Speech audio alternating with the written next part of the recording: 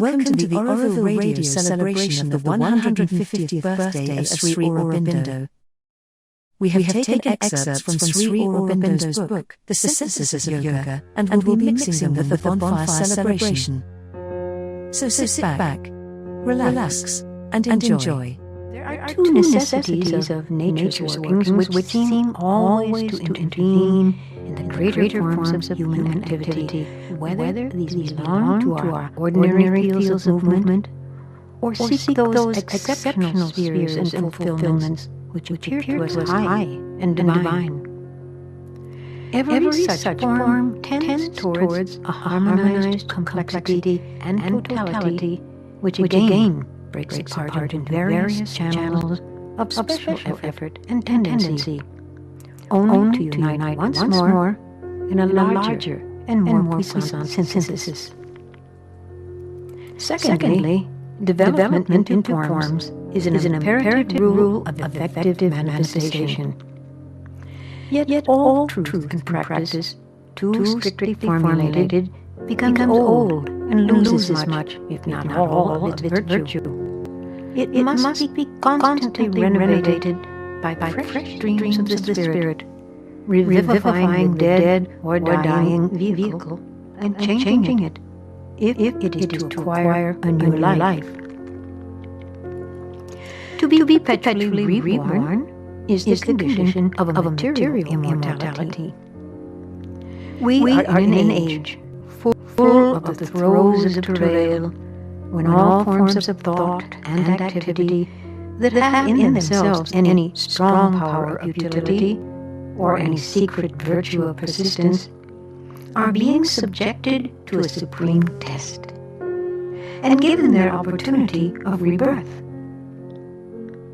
The world today presents the aspect of a huge cauldron of Medea in which all things are being cast, shredded into pieces, experimented on, combined and recombined, either to perish and provide the scattered material of new forms, or to emerge rejuvenated and changed for a fresh term of existence. Indian yoga, in its essence a special action or formulation of certain great powers of nature, itself specialized, divided, and variously formulated, is potentially one of these dynamic elements of the future life of humanity. The child of immemorial ages, preserved by its vitality and truth into our modern times, it is now emerging from the secret schools and ascetic retreats in which it had taken refuge, and is seeking its place in the future sum of living human powers and utilities. But it has first to rediscover itself, bring to the surface the profoundest reason of its being in that general truth and that unceasing aim of nature which it represents, and find by virtue of this new self-knowledge and self-appreciation its own recovered and larger synthesis. Reorganizing itself, it will enter more easily and powerfully into the reorganized life of the race which its processes claim to lead within into the most secret penetralia and upward to the highest altitudes of existence and personality. In the right view both of life and of yoga, all life is either consciously or subconsciously a yoga. For we mean by this term a methodized effort towards self-perfection by the expression of the secret potentialities latent in the being and, highest condition of victory in that effort, a union of the human individual with the universal and transcendent existence we see partially expressed in man and in the cosmos. We have now to pause and consider to what this acceptance of the relations of Purusha and Prakriti commits us. For it means that the yoga which we are pursuing has for end none of the ordinary aims of humanity. It neither accepts our earthly existence as it is, nor can be satisfied with some kind of moral perfection or religious ecstasy, with a heaven beyond, or with some dissolution of our being by which we get satisfactorily done with the trouble of existence. Our aim becomes quite other. It is to live in the divine, the infinite, in God, and not in any mere egoism and temporality, but at the same time not apart from nature, from our fellow beings, from earth and the mundane existence, any more than the divine lives aloof from us and the world. He exists also in relation to the world and nature and all these beings, but with an absolute and an inalienable power, freedom, and self-knowledge. Our liberation and perfection is to transcend ignorance, bondage, and weakness, and live in Him, in relation to the world and nature, with the divine power, freedom, and self-knowledge. For the highest relation of the soul to existence is the Purusha's possession of Prakriti, when he is no longer ignorant and subject to his nature, but knows, transcends, enjoys and controls his manifested being, and determines largely and freely what shall be his self-expression.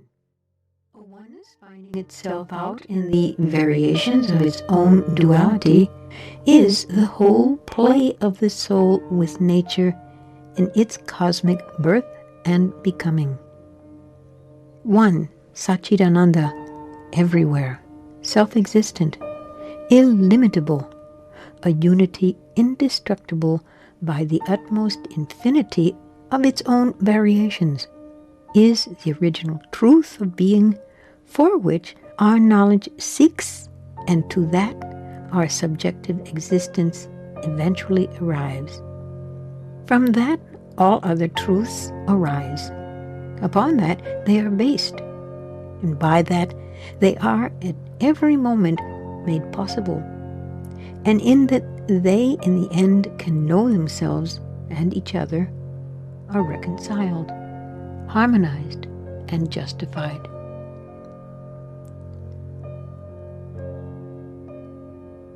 All relations in the world, even to its greatest and most shocking apparent discords, are relations of something eternal to itself, in its own universal existence.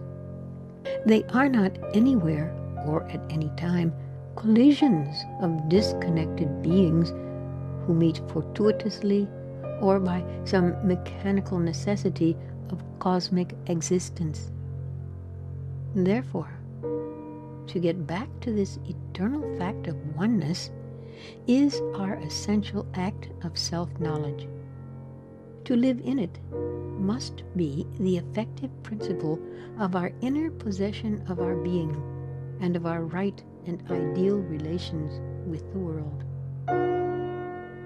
That is why we have had to insist first and foremost on oneness as the aim, and in a way the whole aim of our yoga. This is the result of the integral knowledge taken in its mass. Its work is to gather up the different strands of our being into the universal oneness. If we are to possess perfectly the world in our new divinized consciousness, as the divine himself possesses it, we have to know also each thing in its absoluteness.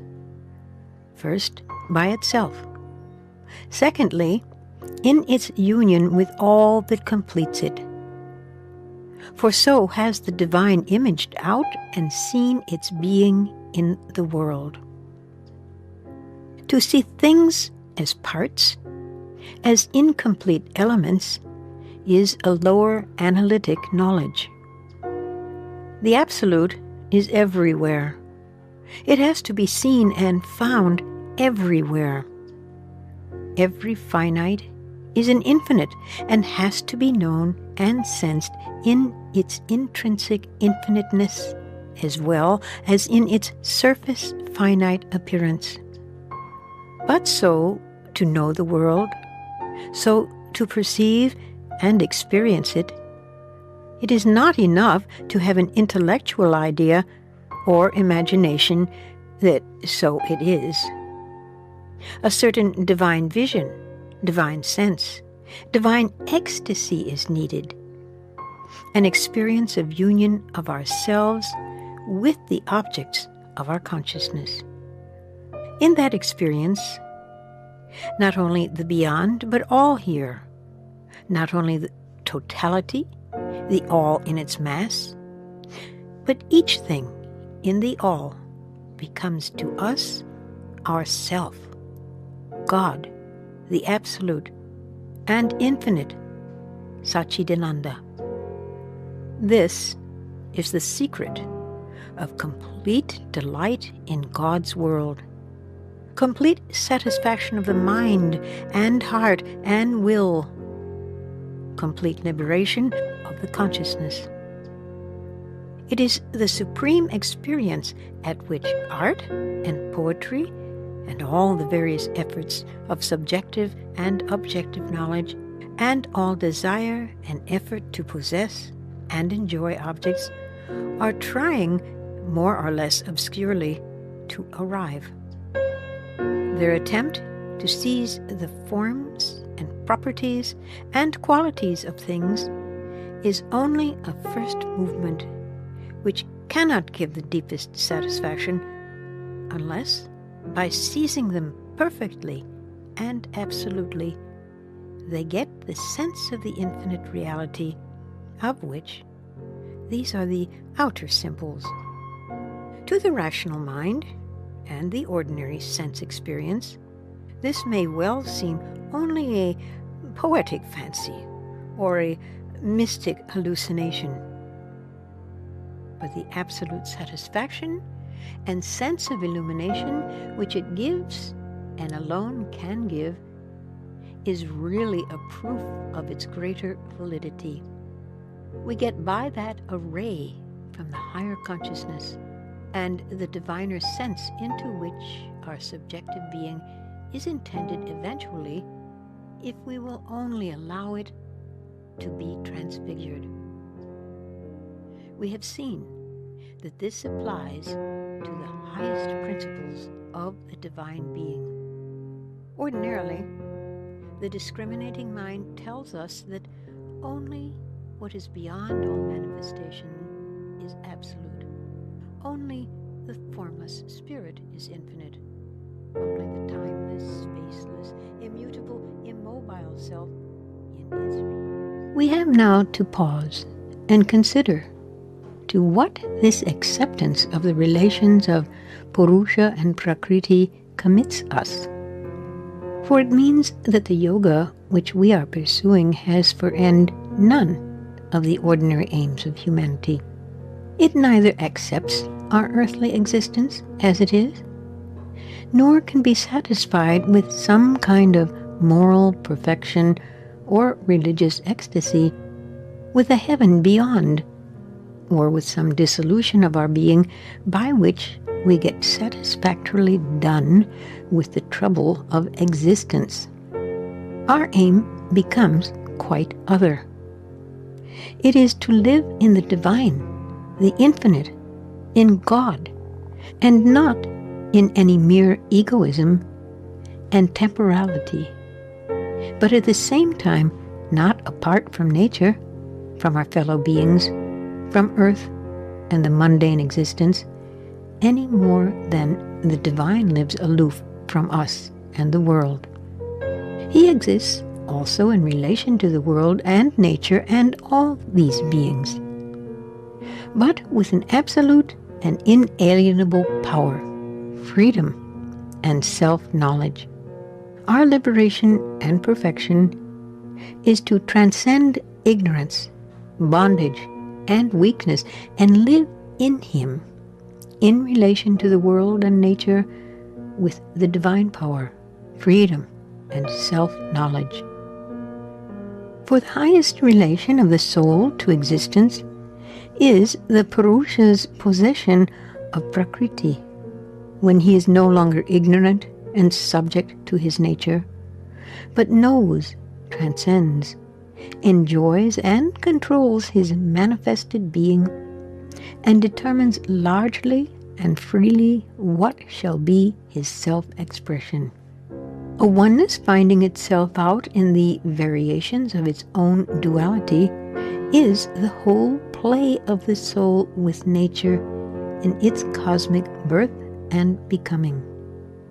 One, Satchidananda, everywhere, self-existent, illimitable, a unity indestructible by the utmost infinity of its own variations, is the original truth of being, for which our knowledge seeks, and to that our subjective existence eventually arrives. From that all other truths arise. Upon that they are based, and by that they are at every moment made possible, and in that they in the end can know themselves and each other, are reconciled, harmonized, and justified.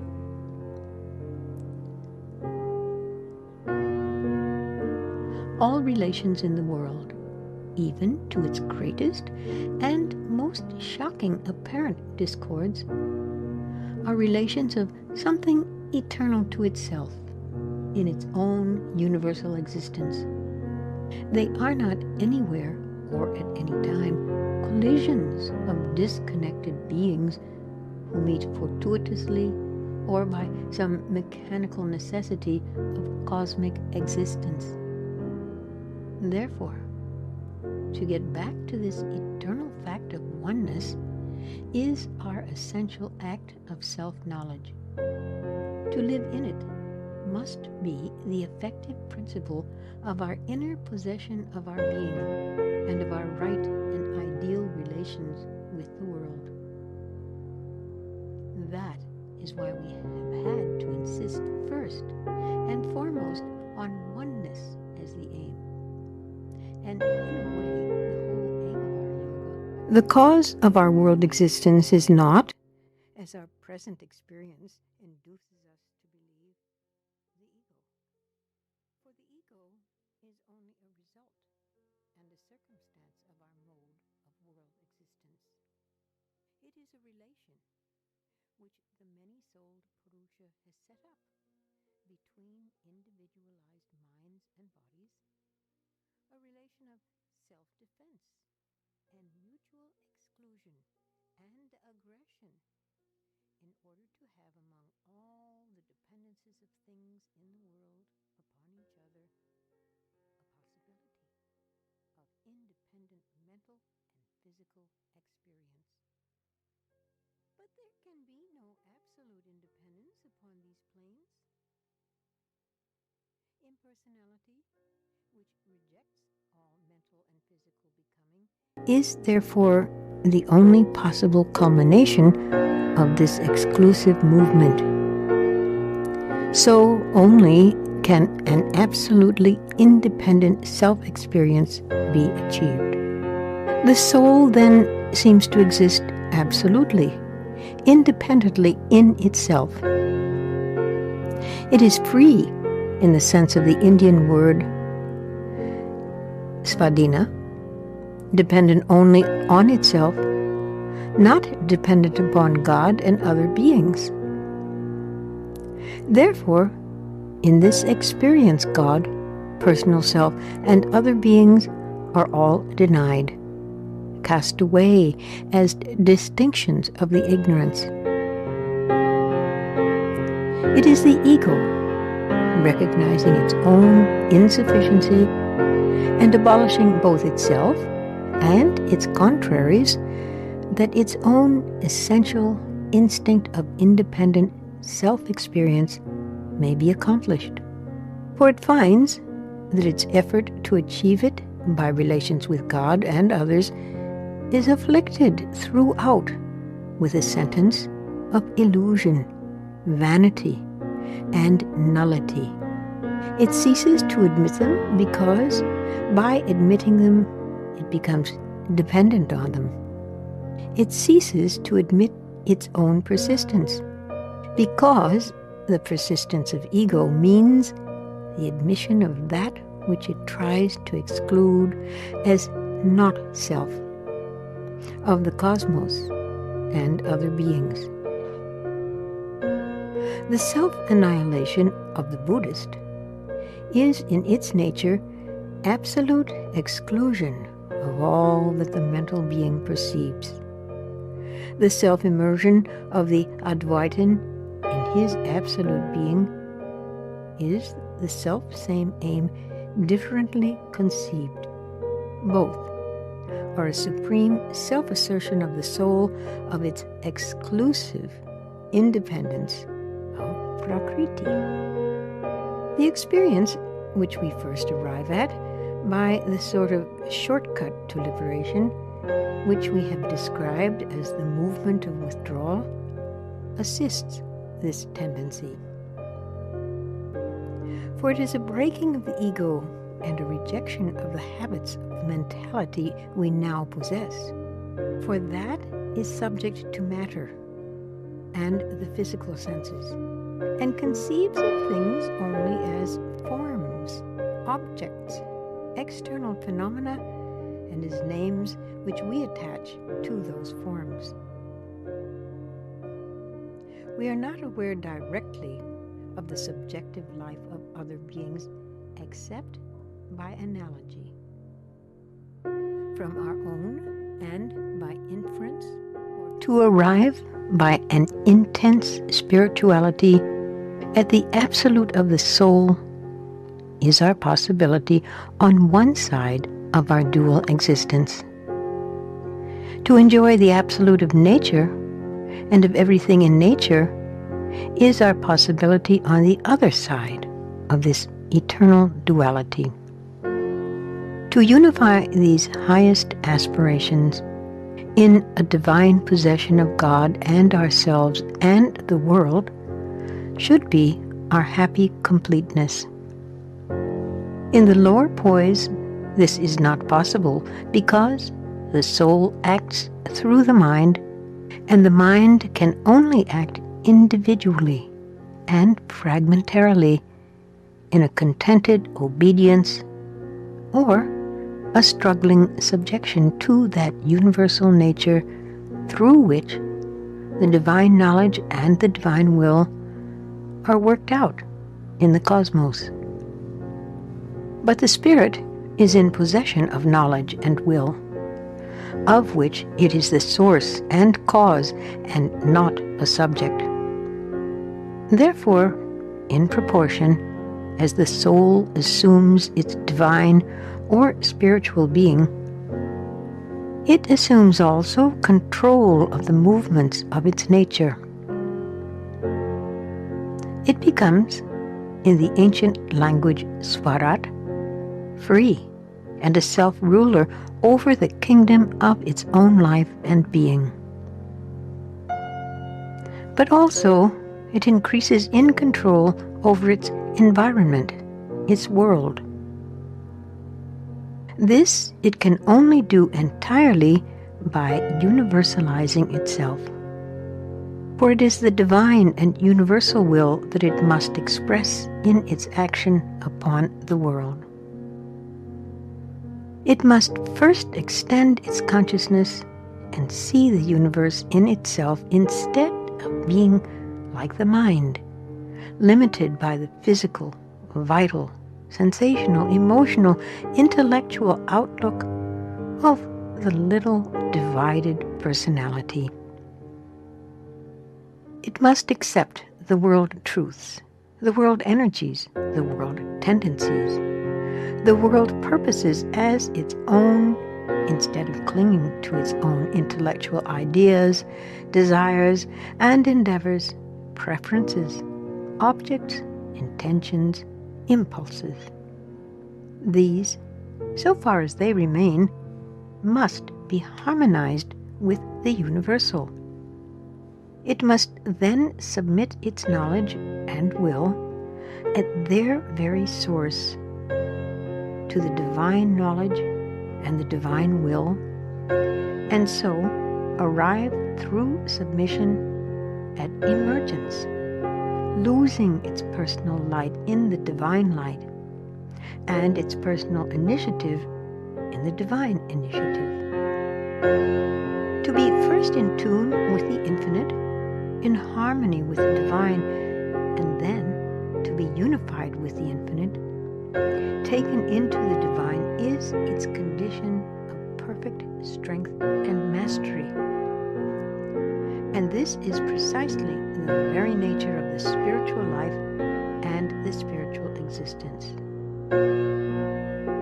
The distinction made in the Gita between the Purusha and the Prakriti gives us the clue to the various attitudes which the soul can adopt towards nature in its movement towards perfect freedom and rule.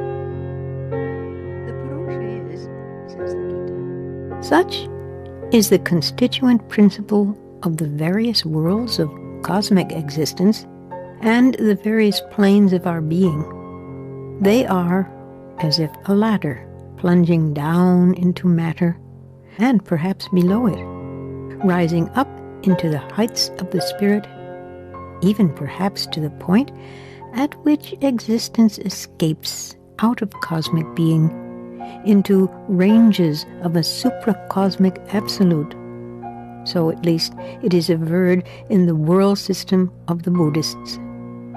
But to our ordinary materialized consciousness, all this does not exist because it is hidden from us by our preoccupation with our existence in a little corner of the material universe and with the petty experiences of the little hour of time, which is represented by our life in a single body upon this earth. To that consciousness, the world is a mass of material things and forces thrown into some kind of shape and harmonized into a system of regulated movements by a number of fixed, self-existent laws which we have to obey, by which we are governed and circumscribed, and of which we have to get the best knowledge we can, so as to make the most of this one brief existence, which begins with birth, ends with death, and has no second recurrence. Our own being is a sort of accident, or at least a very small and minor circumstance in the universal life of matter, or the eternal continuity of the workings of material force.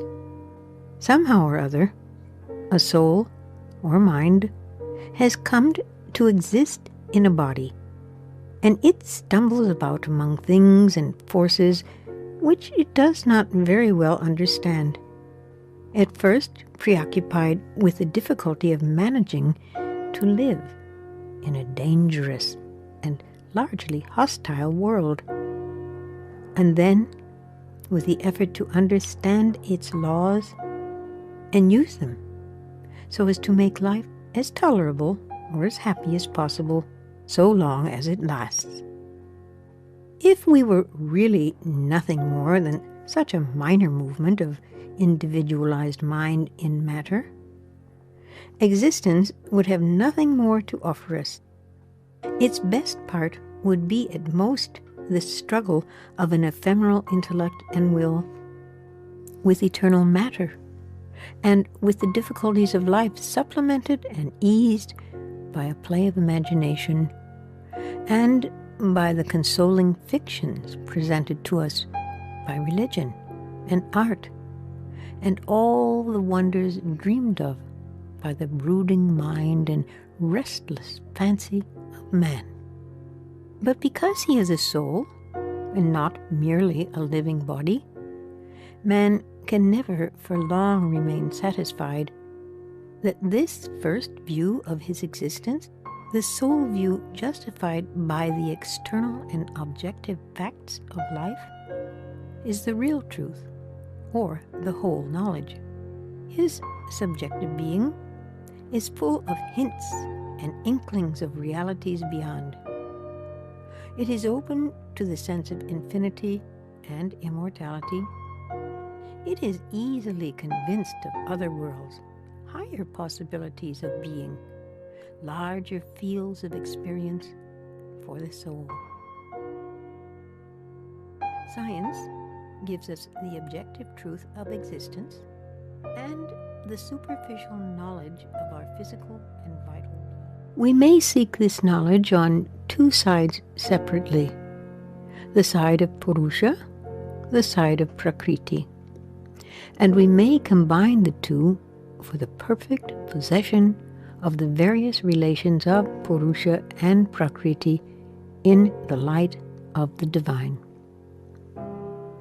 There is, says the Upanishad, a five-fold soul in man and the world, the microcosm and the macrocosm.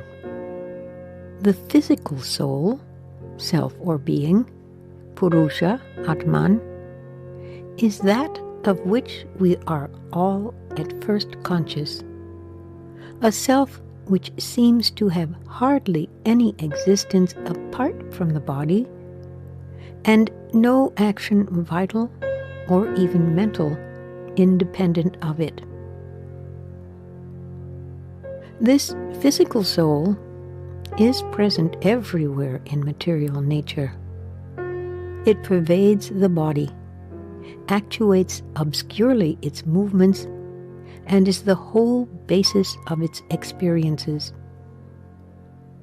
It informs all things, even that are not mentally conscious. But in man, this physical being has become vitalized and mentalized. It has received something of the law and capacities of the vital and mental being and nature. But its possession of them is derivative, superimposed, as it were, on its original nature, and exercised under subjection to the law and action of the physical existence and its instruments. It is this dominance of our mental and vital parts by the body and the physical nature which seems at first sight to justify the theory of the materialists, that mind and life are only circumstances and results of physical force, and all their operations explicable by the activities of that force in the animal body. In fact, entire subjection of the mind and the life to the body is the characteristic of an underdeveloped humanity, as it is in an even greater degree of the infrahuman animal. According to the theory of reincarnation, those who do not get beyond this stage in the earthly life cannot rise after death to the mental or higher vital worlds, but have to return from the confines of a series of physical planes to increase their development in the next earthly existence.